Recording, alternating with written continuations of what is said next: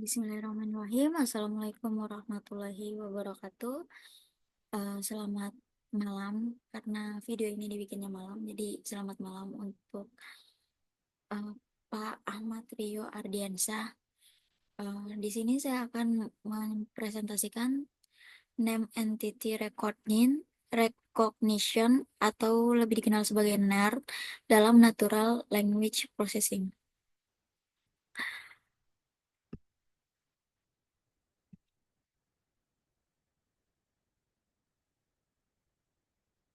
Oke, sebelumnya perkenalkan, nama saya Rizky Santriani dari Prodi Teknik Informatika angkatan 2021 dengan NIM 0110221052.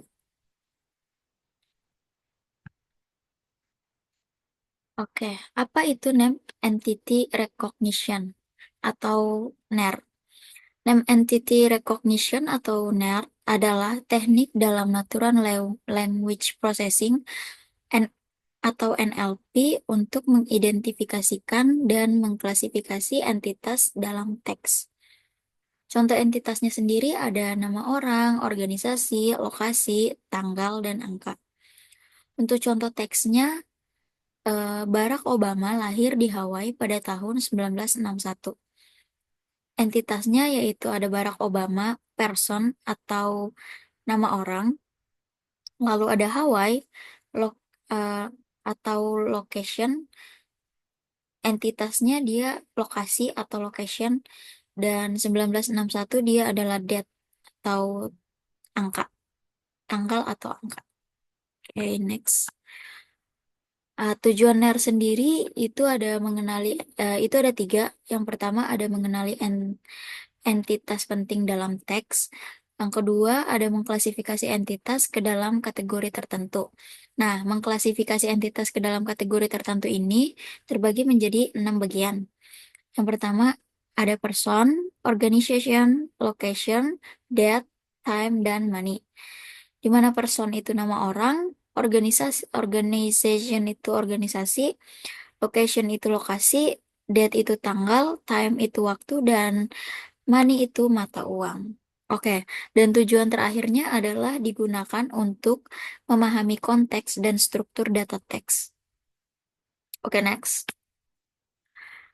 Oke, berikutnya ada aplikasi NERD.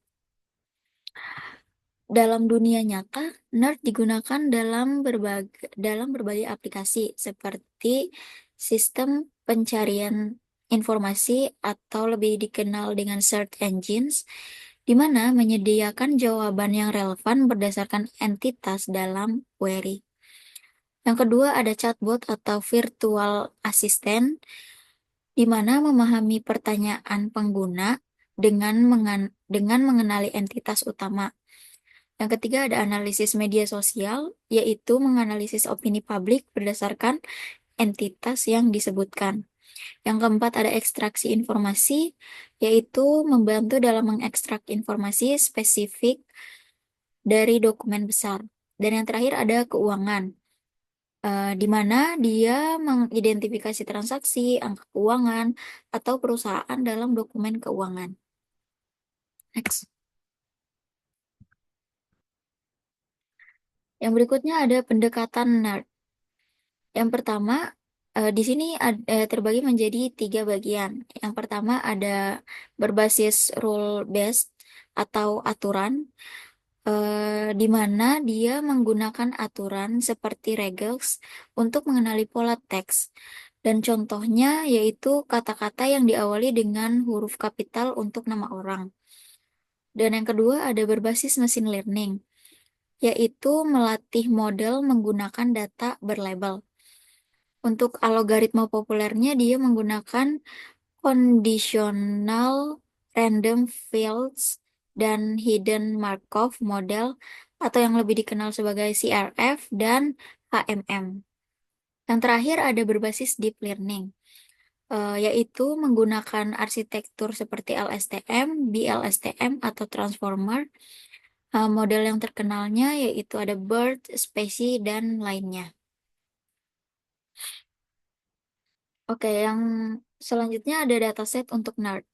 Datasetnya sendiri dia ada 3 dataset. Yang pertama ada CONLL 2003, di mana dataset standar dengan label seperti PER, ORG, log, dan MISC.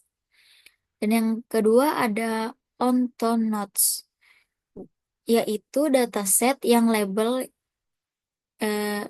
dengan label yang lebih kompleks. Dan yang terakhir ada Kaggle datasets, di mana datasets bernotasi untuk tugas NERD.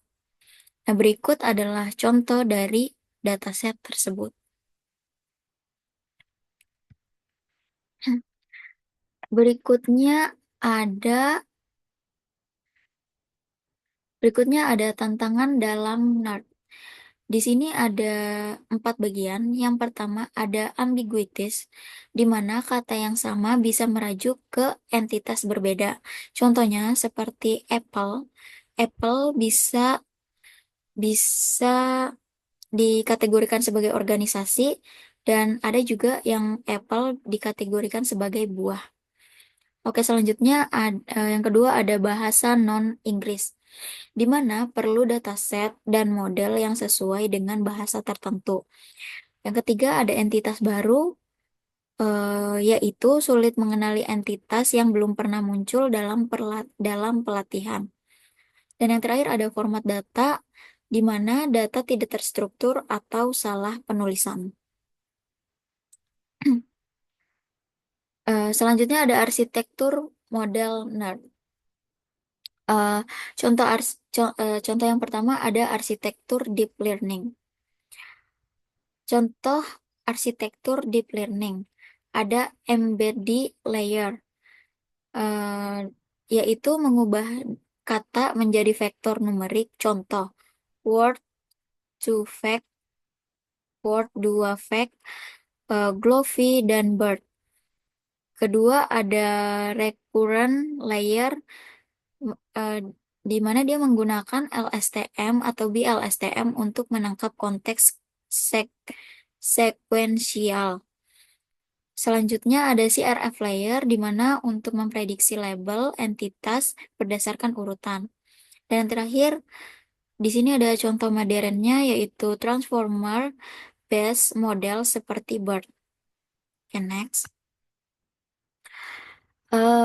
Selanjutnya ada tools dan library untuk NERD. Di sini ada 4. Yang pertama itu ada Specie, yaitu framework NLP cepat dan mudah digunakan.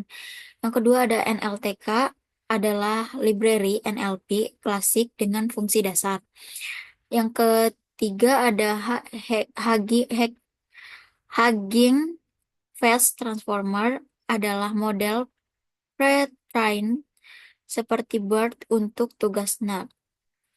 Yang terakhir ada Stanford NLP, yaitu framework kuat untuk berbagai tugas NLP. Oke, next.